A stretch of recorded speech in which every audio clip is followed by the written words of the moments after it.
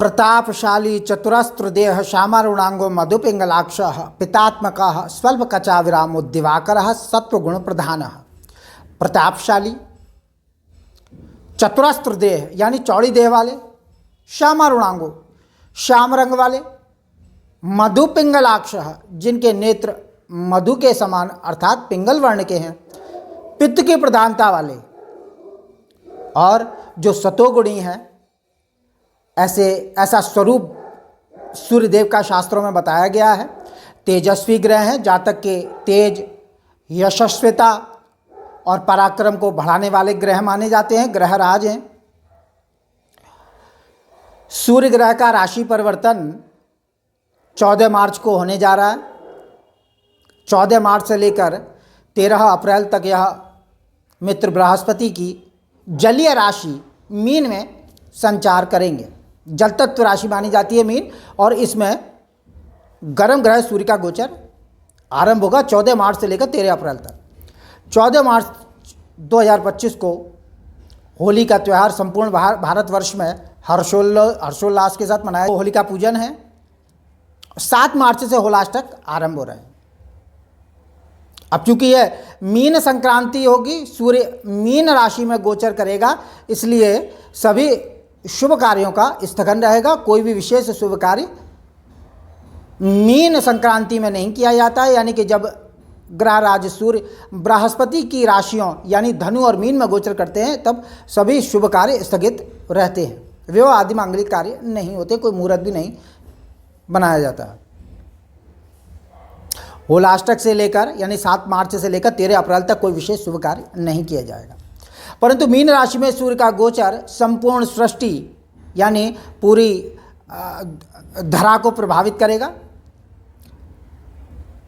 मिथुन राशि और मिथुन लग्न के जातकों पर सूर्य का क्या प्रभाव पड़ेगा, सूर्य किस तरीके से प्रभावित करेंगे उन लोगों को जिनकी राशि में मिथुन है, यानी जन्म पत्रिका में 3 नंबर पर चंद्रमा कहीं भी बैठा हुआ है तो मिथुन राशि है। अगर राशि कोई और है परंतु लग्न में अगर 3 नंबर है तो मिथुन लग्न है, तो राशि और लग्न दोनों से समान भाव से सूर्य अपना प्रभाव दिखाएंगे, डालेंगे। लेकिन एक चीज़ वीडियो के प्रारंभ में मैं स्पष्ट कर दूं कि जिन लोगों की जन्म पत्रिका में चाहे मीन राशि वाले मिथुन राशि वाले जो इस वीडियो को देख रहे हैं या मिथुन लग्न वाले जो इस वीडियो को देखकर फलादेश सुन रहे हैं, उनकी जन्म पत्रिका में सूर्य की स्थिति सुदृढ़ है, मजबूत है, अच्छी स्थिति में सूर्य बैठा हुआ है। लग्न जन्म पत्रिका में नवांश में अच्छी स्थिति में है। कहने का मतलब यह है कि जन्म पत्रिका में जिनकी राशि मिथुन है या लग्न मिथुन है, लग्न से तीसरे है, छठे है, 10वें है, 11वें में है या केंद्र में बैठा हुआ है, कोण में, पंचम नवम में है, धन और लाभ में बैठा हुआ है, अपनी उच्च राशि मेष का है, मूल त्रिकोण राशि सिंह का है, स्वराशि सिंह का है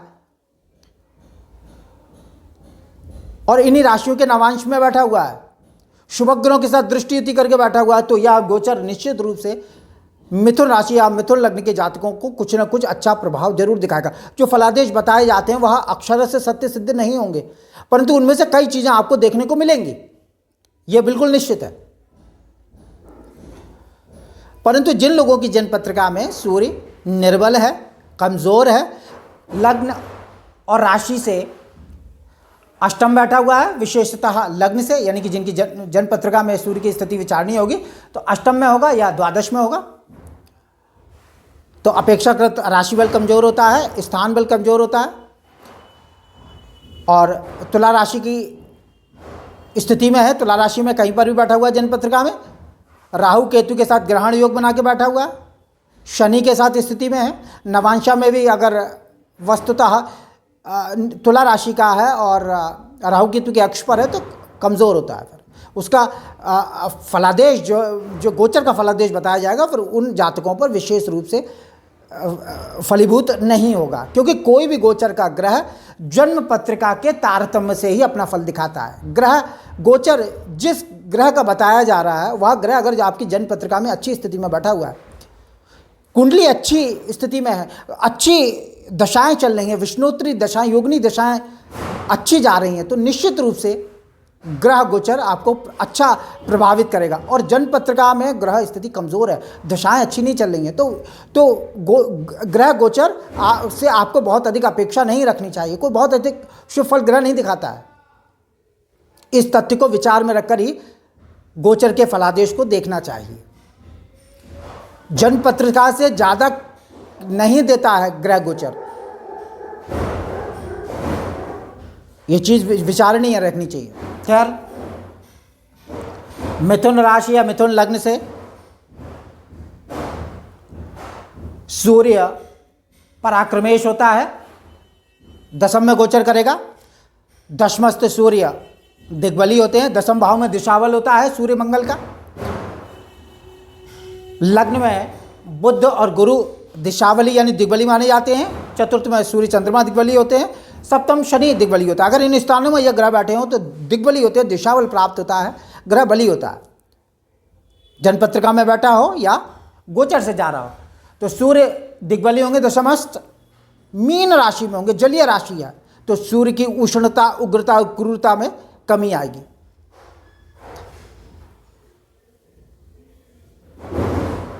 परंतु नेतृत्व शक्ति प्रदान करने वाला होगा ग्रह गोचर।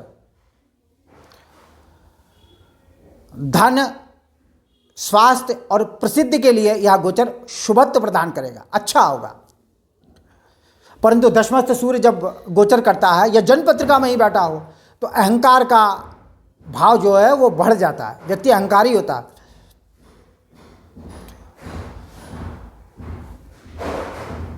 पराक्रमेश होकर दशम भवन में गोचर करेगा तो पराक्रम व पुरुषार्थ शक्ति से पिता स्थान की वृद्धि करेगा, दशम स्थान का बल बढ़ाएगा, पिता के द्वारा सुख और सहयोग प्राप्त होगा, राज्य, व्यापार, मान, प्रतिष्ठा में वृद्धि करेगा, निश्चित रूप से वृद्धि करेगा। कारोबारियों के लिए यह समय उन्नति व सफलता देने वाला होगा। नौकरी लगने, जिनके पास नौकरी नहीं है, मिथुन राशि मिथुन लग्न के जातक, उनकी नौकरी लगने की संभावनाएं प्रबल होंगी, क्योंकि 4 ग्रह गोचर कर रहे हैं सूर्य के साथ 14 मार्च से, राहु, शुक्र, बुध और सूर्य।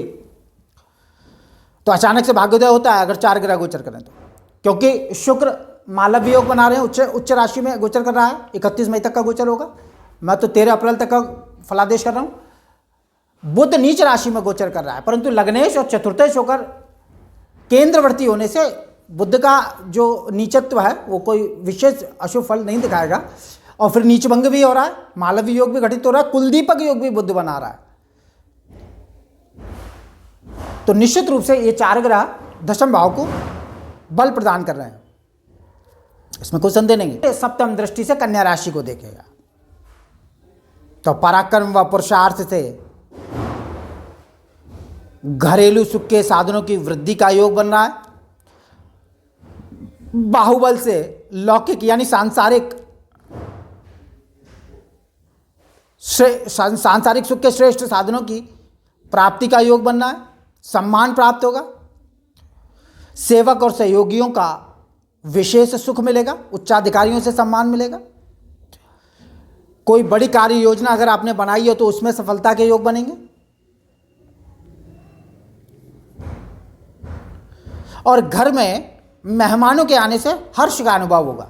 कहीं पैसा फंसा हुआ है तो उसमें थोड़ा सा विलंब का योग है।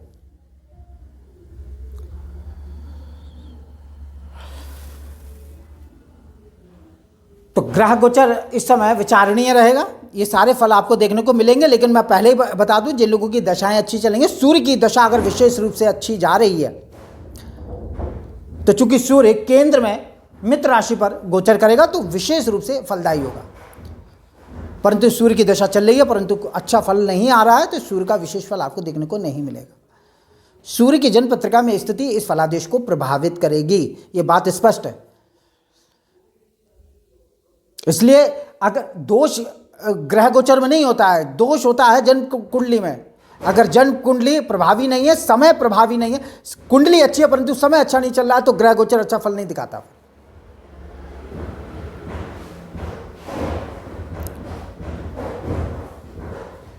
तो जिन लोगों की जन्म पत्रिका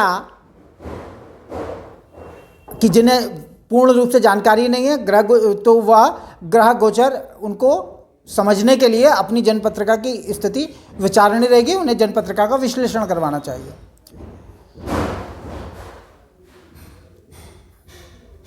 और जन्मपत्रिका के विश्लेषण के इच्छुक है तो नंबर डिस्क्रिप्शन में मिल जाएगा। भाग्य तो पहले से ही निश्चित है, ग्रह जन्मपत्रिका में बैठे हुए हैं और भाग्य लिखा जा चुका है, जैसा कि बताया गया है कई बार। आयु कर्म च वित्तम च विधान निधनमेव च पंचन्यतान्यपि सृजन्ते गर्भस्थ सैवदैना। आयु, कर्म, विद्या, धन और मृत्यु ये पहले से निश्चित होती है, इसमें कोई संशोधन नहीं होता। उसी के हिसाब से वो चीज़ें ग्रहवशात, दशावशात, समय के साथ सम्मुख आती हैं। तो इस वीडियो में इतना ही। मेरा वीडियो अच्छा लगे इसे लाइक करें, शेयर करें, सब्सक्राइब करें। नमस्कार।